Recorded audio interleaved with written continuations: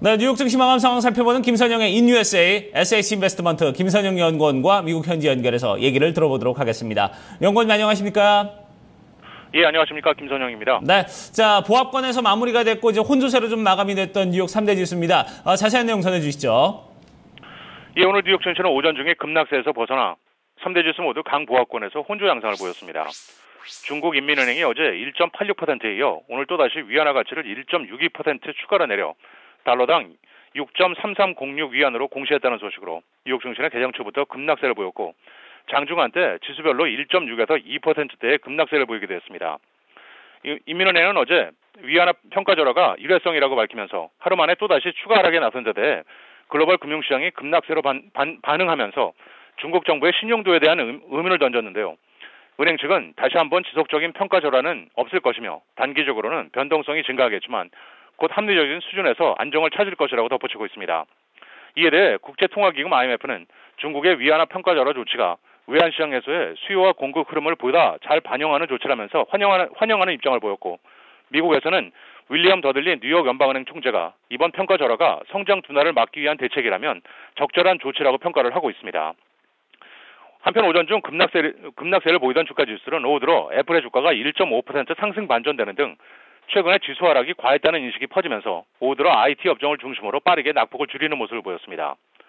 업종별로는 유틸리티, 반도체, 에너지, 금광 업종 등이 상승했던 반면 금융, 운송, 어페럴, 항공, 카지노, 외식 업종 등은 하락했고 오늘 10년 만기 국채금리는 어제보다 소폭 하락한 2.13%의 거래를 마감했습니다. 자, 이렇게 뉴욕 증시 마감 상황도 좀 체크를 해봤고요. 증시 이슈와 이제 특징 종목들을 좀 체크를 해보도록 하겠습니다.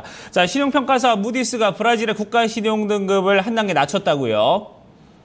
예, 그렇습니다. 국제신용평가사 무디스가 세계 7위 경제국인 브라질의 국가 신용 등급을 기존의 BAA2에서 투자 등급 중 가장 낮은 BAA3로 한 단계 강등했습니다. 무디스는 성명을 통해 브라질의 경제 전망이 급격히 악화되고 있다면서 신용 등급 강등의 배경을 설명하고 있는데요. 하지만 등급 전망은 부정적에서 안정적으로 제시하면서 앞으로 향후 수개월 안에는 브라질의 국가 신용 등급을 추가 강등하지 않을 것임을 시사했습니다. 무디스는 브라질의 경제 성장세가 예상보다 부진해 충분한 기초 재정 흑자를 달성하지 못할 것이라면서 브라질의 GDP 대비 부채 비율이 내년에는 67%를 상회하고 2018년에는 70%에 육박할 것이라고 내다보고 있습니다. 오늘 특징 종목들입니다. 오늘 폐장 후 인터넷 장비 업체 시스코 시스템스의 분기 실적이 발표됐습니다. 시스코의 지난 분기 주당 순이익은 59센트를 기록해 예당을 3센트 웃돌았고 매출은 3.9%가 늘어난 128억 4천만 달러를 기록했다고 밝히며 현재 시간 외 거래에서 3.9%의 상승세를 보이고 있습니다.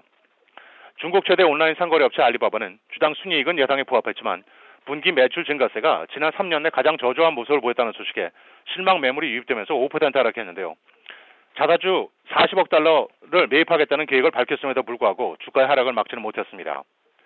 항공 부품업체 퍼시전 캐스트 파트를 323억 달러에 인수하는 데 따른 자금의 압박 가능성을 이유로 신용평가사 S&P가 부정적인 관찰 대상에 올랐다는 뉴스로 워렌 버핏의 버크셔 해서웨이는 1%의 약세를 보였고 청량 음료업체 닥터페퍼 스냅플은 2천만 달러를 투자해 스포츠 음료업체 바디어머의 지분 11.7%를 매입했다는 뉴스로 강보합권에서 거래를 마쳤으며 미국 최대의 백화점인 메이시스는 예상의 12센트 못 미친 주당 64센트의 순이익과 2.6%의 매출 감소와 함께 연간 전망을 하향 제시하면서 오늘 5%가 하락해 소매 업종 전반을 끌어내렸으며 마지막으로 증권사 UBS가 내년까지 매출 증가 추세가 이어질 것이라면서 고객들에게 매수할 것을 권한 데 따라 대형 주택건설업체 DR홀트는 2% 상승하면서 거래를 마감했습니다. 네, 자 이렇게 특징 종목들 저희가 주요 내용들도 좀 살펴봤습니다. 자 경제 지표와 일정들도 좀 체크를 해보도록 하죠.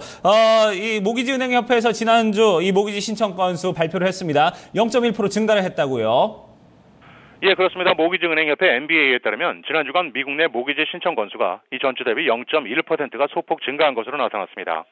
항목별로는 기존 대출의 재용자를 위한 리파이낸싱이 3%가 늘어난 반면 주택 구입을 위한 대출 신청은 4%가 크게 감소했고 지난 주간 30년 고정 모기지 금리 평균은 이전 주와 동일한 4.13%, 15년 고정 금리는 이전 주의 3.36%보다 상승한 3.39%를 기록하게 됐습니다. 마지막으로 내일은 상무부의 7월 소매 판매, 노동부의 7월 수출입 가격, 주간 실업수당 청구 건수, 2월 기업 재고 등의 경제 지표와 함께 어드밴스 오토, 콜스, 어플라이드 머터리얼스, 노스트롬, 엘포요 로코, 시나닷컴 그리고 웨이보가 지난 분기 실적을 내놓을 예정입니다. 네, 알겠습니다. 오늘도 좋은 말씀 고맙습니다. 네, 고맙습니다. 네. 자, 이렇게 해서 저희가 미국 현지 연결해서 김선영 연구원과 함께 뉴욕 증시 마감 상황 좀 자세히 살펴봤습니다. 자, 이렇게 좀 지수별로 좀 엇갈리는 모습을 보였고요. 하지만 그 폭은 크지 않은 그런 모습을 보여줬는데요. 자, 그러면 지수별로 좀 흐름은 어땠는지 좀 자세히 알아보도록 하고요. 그에 따라서 또 이 지수에 영향을 미쳤던 외신 소식들, 어떤 소식들이 있는지 알아보도록 하겠습니다.